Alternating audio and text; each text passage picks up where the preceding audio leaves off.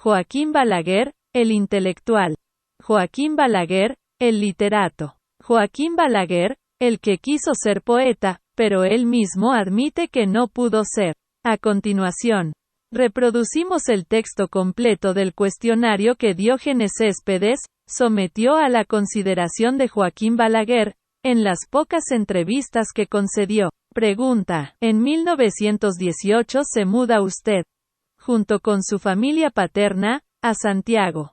¿Recuerda si tanto don Cholo Espaillat en la escuela de Navarrete, así como los demás maestros de la escuela primaria Paraguay, ubicados en su nuevo domicilio, le hacían recitar poemas?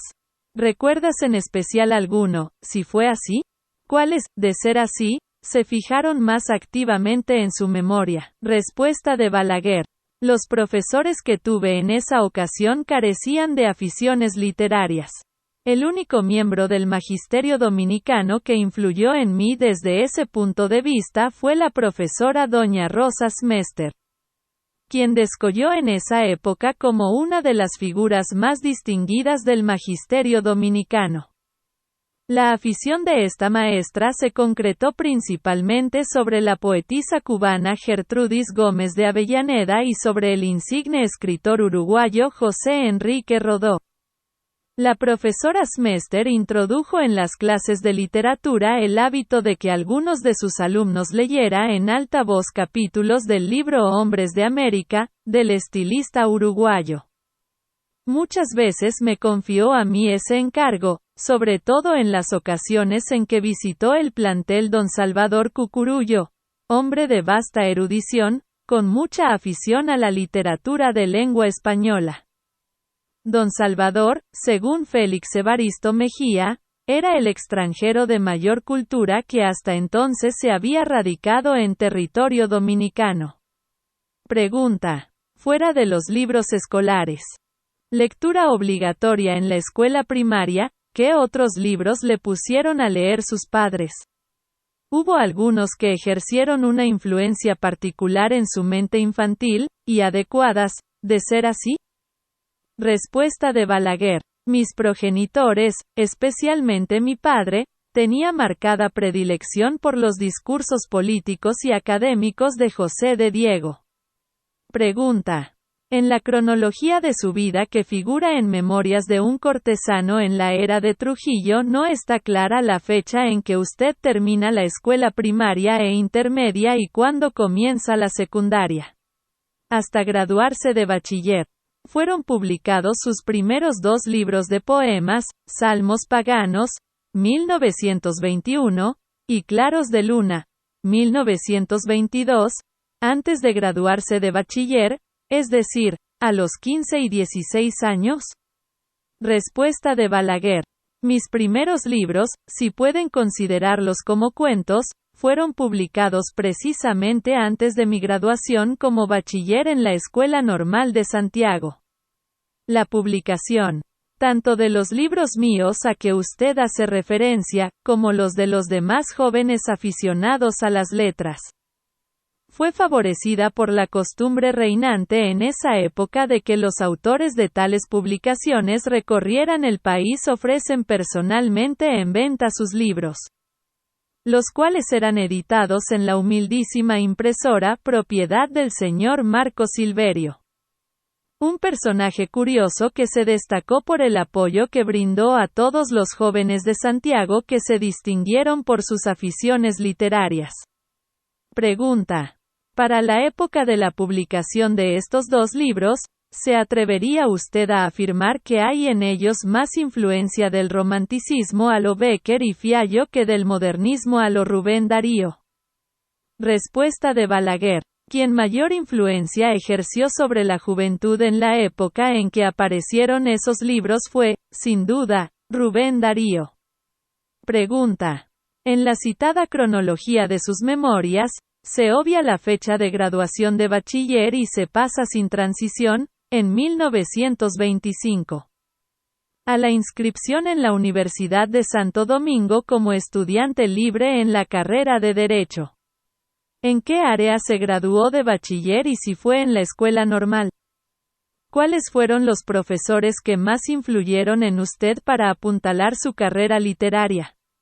Respuesta de Balaguer. Mi graduación como bachiller tuvo lugar en la Escuela Normal de Santiago, dirigida a la sazón por el profesor don Ricardo Ramírez, en el área de Ciencias Sociales. De los profesores que más influyeron en mí fue la ya citada doña Rosa Smester, quien pese a la humildad de su origen y a la severidad de sus costumbres, gozó del respeto unánime de la juventud procedente de todas las capas sociales. Pregunta. ¿Cuál fue el destino del periodista venezolano Rafael López Méndez, quien prologó su primer libro de poemas? Respuesta de Balaguer. Regresó a su patria donde continuó la labor periodística, pero no dispongo de ningún dato sobre su destino final. Pregunta. ¿Dónde se publicó el discurso que usted pronunció en 1926 con ocasión del homenaje rendido al educador fallecido Salvador Cucurullo? Respuesta de Balaguer. Se trató de un pequeño discurso que apareció como improvisado y que no se reprodujo por la deficiencia de que adolecían en esa época los medios de comunicación. Pregunta. En 1927 se inicia usted en la carrera profesoral como docente en la Escuela Normal de Santiago. ¿Cuáles materias, además de literatura, impartió y cuántos años duró como maestro en dicho centro? ¿Hubo algún joven estudiante que pasara por sus manos y descollara luego como gran poeta o escritor? Respuesta de Balaguer. Mi ingreso como profesor en la Escuela Normal de Santiago se debió a que en el plan de estudio implantado por don Arístides García Mella, nombrado superintendente de enseñanza, se incluyó como una de las asignaturas la métrica castellana y como se carecía de texto para esa disciplina elaboré un pequeño opúsculo con el título de Nociones de Métrica que se convirtió poco después en libro de texto y fue escogido para la enseñanza del plantel citado. Duré como maestro en ese centro menos de un año porque tuve que trasladarme a la capital de la República y pasar en ella varios meses al iniciarme como estudiante libre de la Universidad de Santo Domingo. Hubo muchos estudiantes que se iniciaron en las letras, pero ninguno de ellos descolló ni como escritor ni como poeta con la sola excepción de León Federico Sosa, quien publicó varios libros de versos que alcanzaron en su época bastante aceptación. Pregunta. En 1928 estuvo usted brevemente como director interino de la Información y el 8 de junio se gradúa de licenciado en Derecho. Conocemos el suceso del 23 de febrero de 1930. Lo que nos interesa es el viaje que usted realiza a España y Francia en calidad de primer secretario de la Legación Dominicana en Madrid 1932 y luego en París 1933. En primer lugar, en Madrid, aparte de sus estudios filológicos con el profesor Ovejero, ¿qué devoción tal filial guarda usted a la métrica de la cual fue profesor en la Escuela Normal de Santiago, métrica que le ha impedido en toda su carrera literaria desligarse de esta, tal como lo hicieron Vigil Díaz y Moreno Jiménez y luego los poetas posteriores de más viso en nuestro país? Respuesta de Balaguer. Mi afición a la métrica nació al encargarme como profesor de esa materia y del respeto que todos profesaban entonces al gran poeta dominicano Gastón Fernando de Ligne, quien utilizó ese artificio en todos o en la gran mayoría de sus poemas. Nunca, sin embargo, he escrito una sola palabra en contra de grandes poetas, tanto dominicanos como extranjeros, que han utilizado en gran parte de su producción el verso libre. Pregunta. ¿Qué influencia ejercieron sobre su carrera poética los poetas Antonio Machado, Lorca, Alberti y otros de la generación del 27? ¿Les había leído usted en Santo Domingo o les conoció cuando llegó a Madrid? Respuesta de Balaguer. Los conocí personalmente después de mi llegada a Madrid, pero debo expresar que no tuve amistad con ninguno de ellos pese a mi admiración sin límite por la mayoría de los mismos. No oculto que siempre observé con gran atención el caso de muchos de esos poetas, especialmente García Lorca, que escribieron unas veces con sujeción a la métrica y otras sin ella.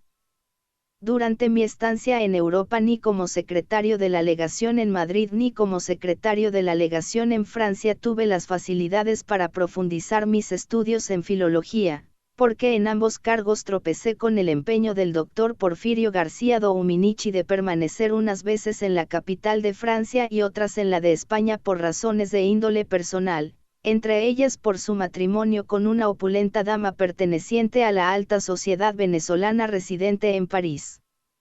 Pregunta. Ya en 1933 está usted en París. Allí ha comenzado desde hacía 9 años una de las revoluciones literarias más portentosas del siglo XX, es decir, el surrealismo.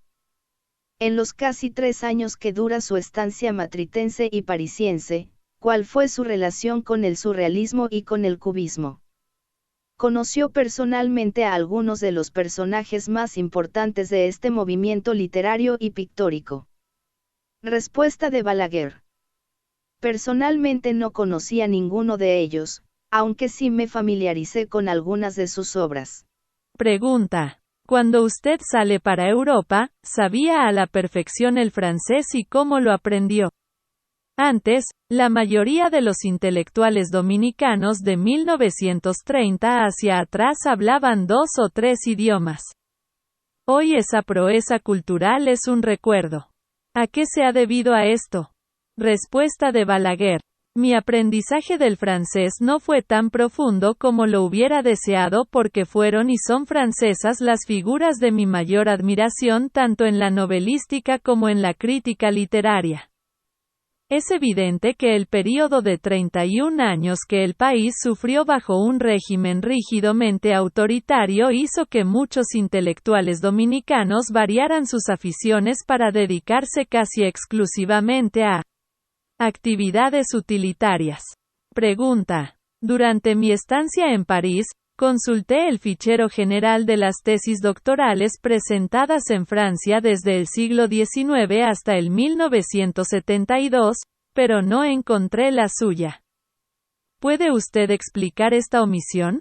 ¿En qué fecha y bajo qué título presentó usted su tesis doctoral en la Sorbona?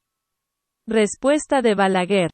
No he visitado nunca la Sorbona ni he tenido relaciones ni contacto con ninguno de los profesores de esa especialidad casa de estudio. Mis estudios de Derecho en Francia fueron en la Universidad de París. Situados en el barrio latino, Quartier Latin, y no llegué a obtener el título de doctor porque fui trasladado finalmente y luego puesto en retiro en la fecha que debía hacerlo.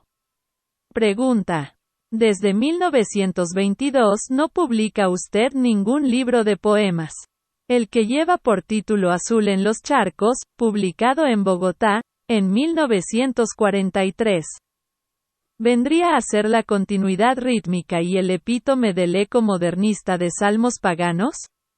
Respuesta de Balaguer. He grandes loas sobre Trujillo, pero ninguna de ellas fue escrita en versos.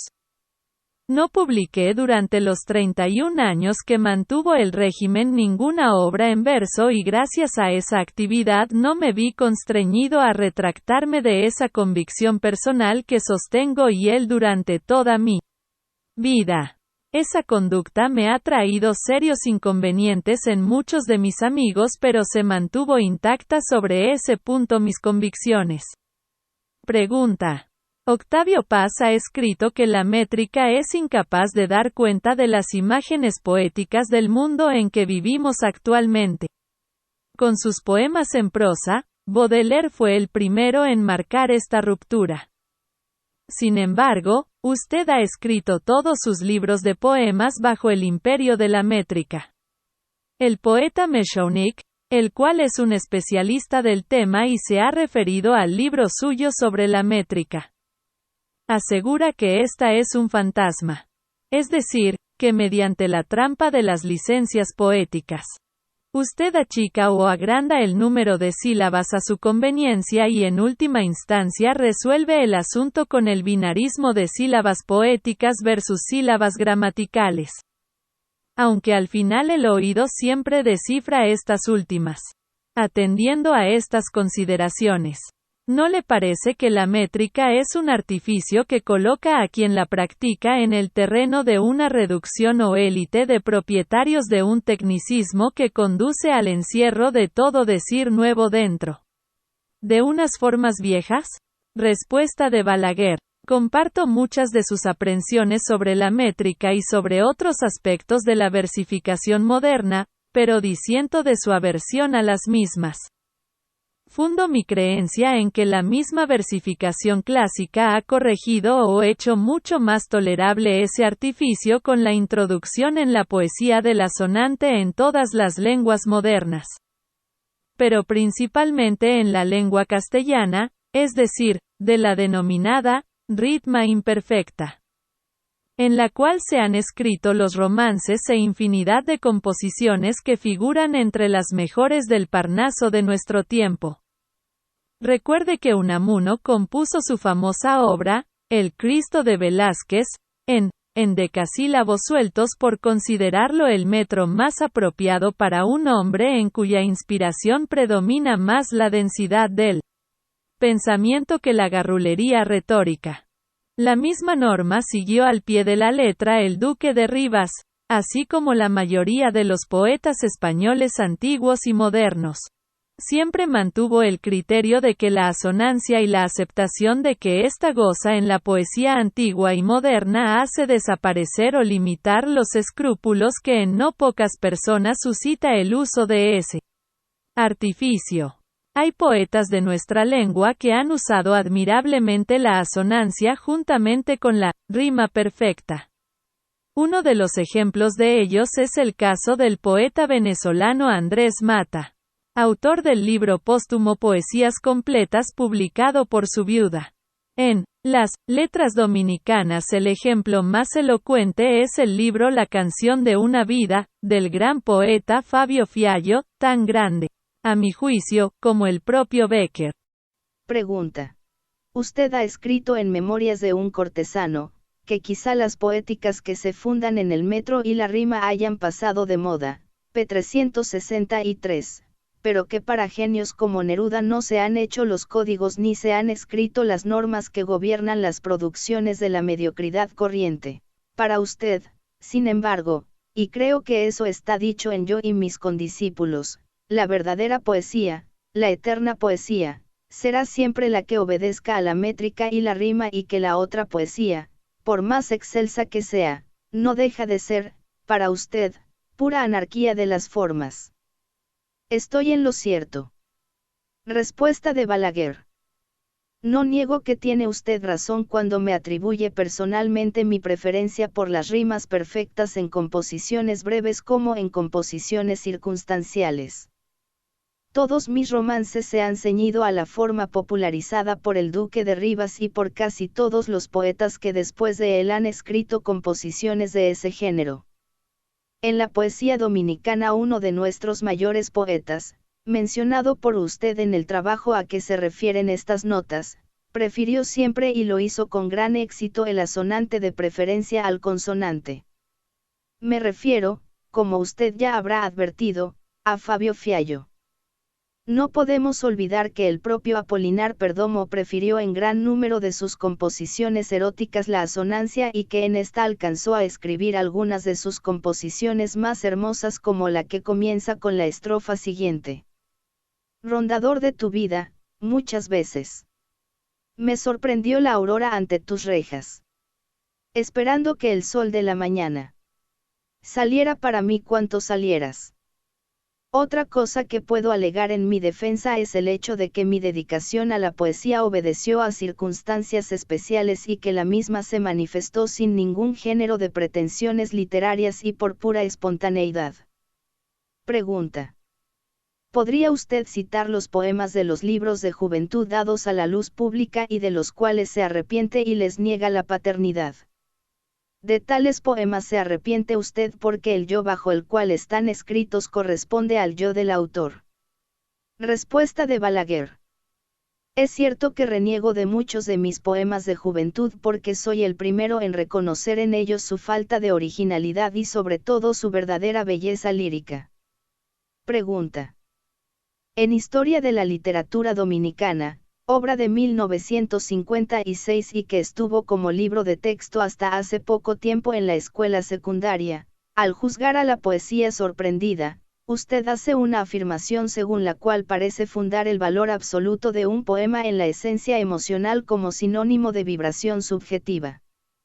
Estoy errado si interpreto que para usted esta esencia basta por sí sola y que el poema de valor puede prescindir del metro, la rima y la anarquía formal.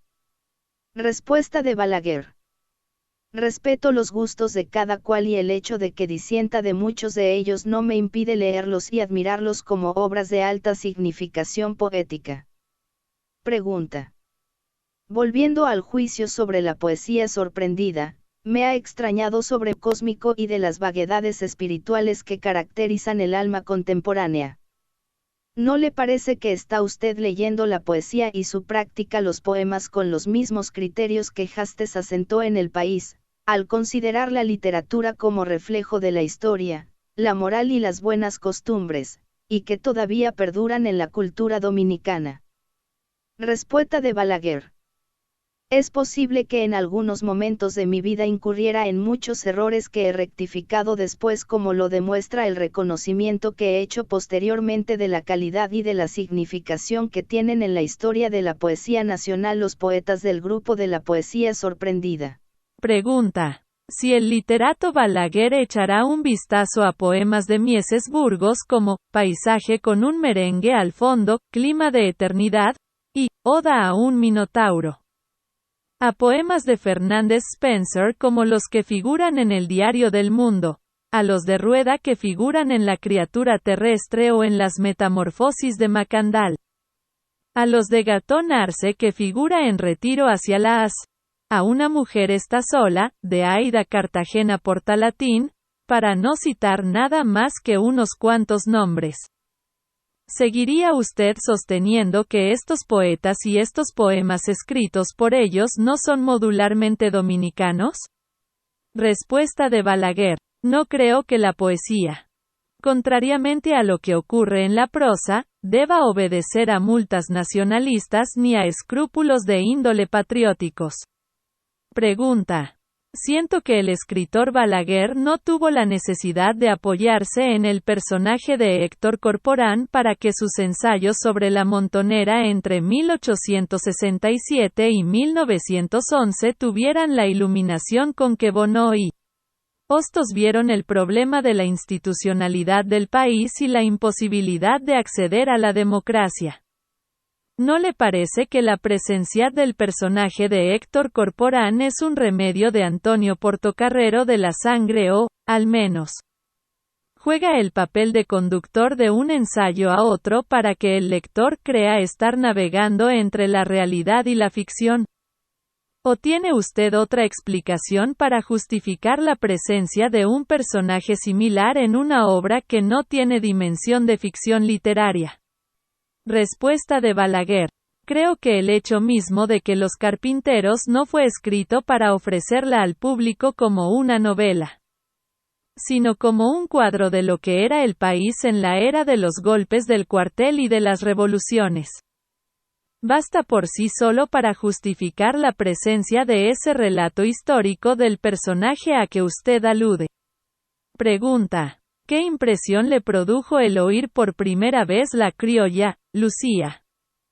Con letra suya y música de Machilo Guzmán, en la voz de Eduardo Brito, disco grabado para la RCA en 1929. Respuesta de Balaguer. Una expresión de sorpresa porque la composición, Lucía, no fue escrita con esas pretensiones ni puede, en consecuencia, explicarse el honor de que fue objeto sino como una prueba de la estrecha amistad que le legó al famoso barítono Eduardo Brito. Pregunta. ¿Es cierto que este poema simboliza los atributos estéticos de Asunción Brugal Mateos, cuya foto figura en su libro de memorias? Respuesta de Balaguer. La inserción del retrato de Asunción Brugal Mateos no obedeció a otro objeto que al de presentar a esa ilustre dama como una de las bellezas más grandes, a juicio del autor, de la sociedad dominicana. Pregunta. ¿Comparte usted las ideas de Azorín sobre la relación que debe tener el hombre de Platón con las mujeres? Respuesta de Balaguer. Comparto y respeto mucho a todo lo que salió de la pluma de Azorín, como uno de los más notables estilistas de la lengua española. Disiento, sin embargo, de algunos, entre ellos del aludido por usted. Pregunta. Antes de usted colgar la pluma para usar una de sus expresiones famosas en aquella época de juventud en Santiago, a la hora del baile, ¿cuáles eran sus piezas favoritas? El vals, la danza puertorriqueña, la mangulina, el danzón, el hijo, el bolero o el merengue. Respuesta de Balaguer. Debo confesarle que me agrada intensamente la música, pero que no tengo preferencia por ninguna de las usted menciona porque nunca he sido aficionado al baile, ni lo he practicado en ningún momento de mi vida. Pregunta. En mayo de 1957 era usted vicepresidente de la República. Es el año en que un comité integrado por los poetas de más viso en el país invita a todos los bardos nacionales a colaborar con lo que luego resultó ser el álbum simbólico. Homenaje de los poetas al generalísimo Rafael L. Trujillo Molina, padre de la patria nueva. Aunque sospecho que en algún lugar ha dado usted una respuesta sobre este tema, me gustaría insistir, para beneficio de la juventud de hoy, en lo siguiente. ¿Cómo reparar usted eludir tan delicado compromiso al negarse a escribir un poema para el álbum cuando en realidad otros se pelearon con algunos de los organizadores al ser dejados fuera? ¿O fue que a usted no se le invitó? Respuesta de Balaguer. Fui invitado por el poeta, Héctor Bienvenido de Castro Novoa, iniciador de ese homenaje al generalísimo, pero me excusé para declinar esa invitación que me hizo en el hecho de que el período de 1930 nunca me exhibí como poeta o como aficionado a esa actividad literaria. Precisamente, esa circunstancia me puso al abrigo de cualquier sospecha que pudiera suscitar la ausencia de mi nombre en la lista de los poetas que figuraban en el álbum simbólico. Durante ese largo periodo escribimos muchos versos pero los mantuve inéditos. Pregunta. ¿Cómo diferencia usted entre escribir discursos laudatorios a Trujillo y escribir, espontáneamente y por voluntad, poemas a Trujillo o a uno cualquiera de sus familiares?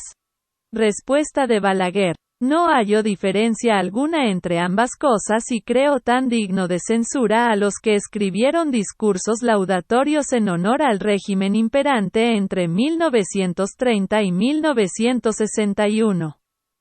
Como a los que escriben poesías laudatorias como las incluidas en el álbum simbólico. Solo los que vivimos en aquella época somos capaces de juzgar la conducta de unos y de otros. Sí.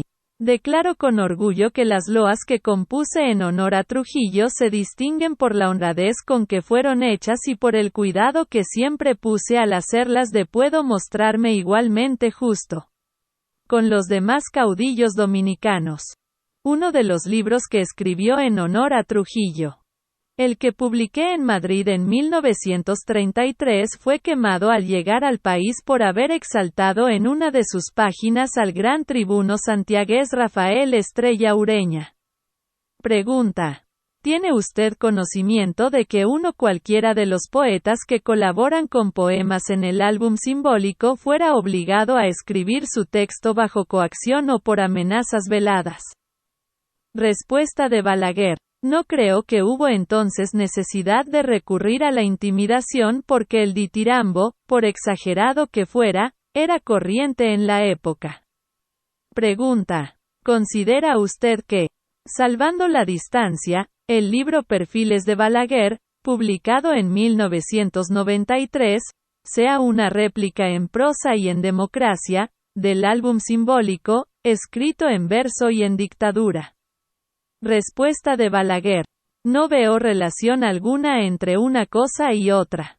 El libro Perfiles de Balaguer fue obra espontánea de un grupo de escritores con los cuales mantuve siempre estrechas relaciones de mutuo respeto y amistad.